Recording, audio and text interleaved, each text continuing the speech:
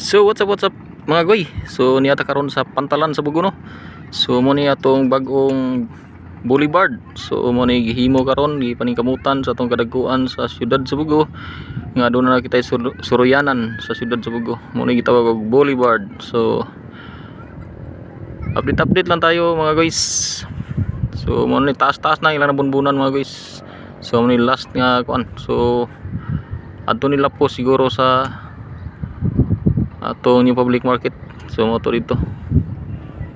O ako kibaw kung unsa ilang plano sa dapitan ni isumpay mga goy.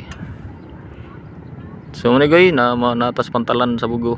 So dako na ilahang nahimo mga goy. So thanks for watching no. So mabuhay kayong lahat. I love you all. Babus. Mabuhay kayong lahat.